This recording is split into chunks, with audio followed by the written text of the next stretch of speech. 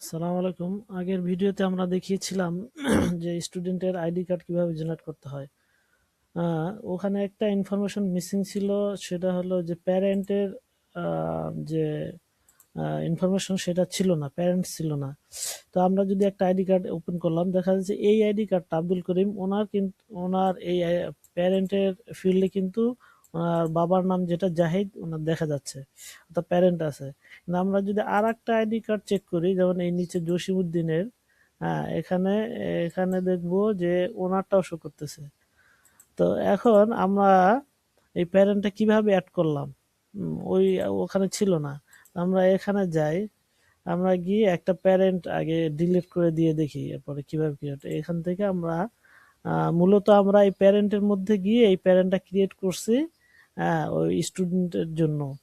তো আমরা একটা প্যারেন্ট যদি আমরা ডিলিট করে দিই, আমরা একটা ডিলিট করে দিলাম, আব্দুল জব্বার নামে যে প্যারেন্টটা ছিল ওনাকে প্যারেন্টটা ডিলিট করে দিলাম।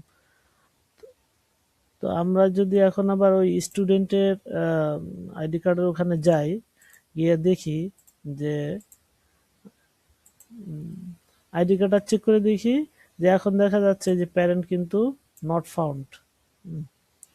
তো এখন আমরা এই প্যারেন্টটা কিভাবে অ্যাড করব সেটা দেখি। আমরা বাম পাশের ইউজার মেনু থেকে প্যারেন্টে যাব, প্যারেন্টে গিয়ে ওখানে আমরা একটা প্যারেন্ট অ্যাড করব। কিভাবে অ্যাড করব, নাম দিলাম একটা প্যারেন্ট, যেমন এবি সালাম দিলাম, সালাম। একটা মেইল অ্যাড্রেস দিলাম, যদি মেইল অ্যাড্রেস না থাকে জাস্ট একটা ডেমো মেইল ইউজ করবো, যে ডেমো ডেমো এরকম দিলাম, ডেমো।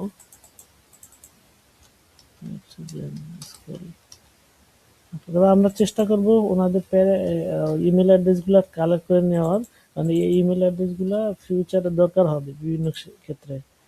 তো আমরা কোন ক্লাসের স্টুডেন্টের জন্য এটা প্যারেন্টটা, ওনার ওনার ওনার ছেলেটা, ওনার বাচ্চাটা কোন ক্লাসে পড়ে সেটা সিলেক্ট করে দেবো। তো ওনার যদি ক্লাস 1 হয় 1, 2 তাহলে যেমন 2-তে দিলাম, এই যে সেকশন 1। এখন ওনার ওই চাইল্ডটা শো করবে, ওনার চাইল্ড যেটা ছিল এটা শো করে জসিমউদ্দিন, তো এটা সিলেক্ট করে দিলাম। মেল দিলাম, ব্লাড গ্রুপ দিলাম, একটা অ্যাড্রেস দিলাম যে ঢাকা, ঢাকা। এরপর ওনার ফোন নাম্বার থাকলে ফোন নাম্বার দিয়ে দেবো। আর ওনার যদি কোনো ইয়া থাকে, ফটোটাও আমরা দিয়ে দেওয়ার চেষ্টা করব। তো ফটো দিয়ে দিলাম, এখন আমরা প্যারেন্ট অ্যাড করলাম।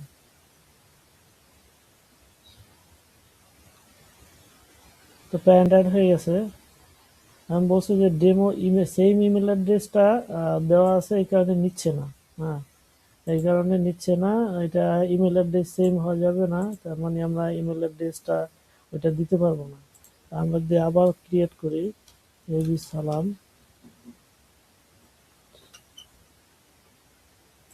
সালাম দিলাম, এটা সালাম নামে দিলাম, সালাম। তারপর আমরা দিলাম 1 2 3 4, তারপর 1988 দিলাম, ক্লাস 2 সিলেক্ট করলাম, জেন্ডার সিলেক্ট করলাম মেল, ব্লাড গ্রুপ দিলাম, একটা যে কোনো একটা অ্যাড্রেস দিলাম, একটা ফোন নাম্বার দিলাম আমরা, তারপর আমরা একটা ইমেজ দিলাম, ওনার ফটো আর কি, একটা ফটো দিলাম। এখন যদি আমরা একটা প্যারেন্টটাকে অ্যাড করি, তাহলে এখানে দেখবো, এখন আবার প্যারেন্টের লিস্ট চেক করলে দেখবো যে প্যারেন্টটা ক্রিয়েট হয়েছে। ওনার যদি প্রোফাইলটা দেখতে চাই, কোনো ডিলিট করতে চাই, ডকুমেন্ট অ্যাড করতে চাই, সেগুলো কিন্তু আমরা দেখতে পারবো।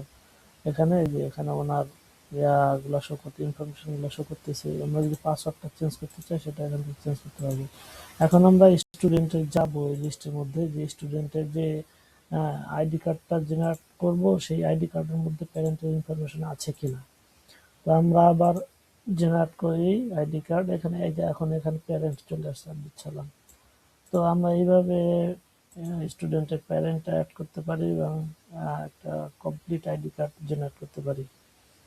আজকের মতো এই ভিডিওতে এই পর্যন্ত। আসসালামু আলাইকুম।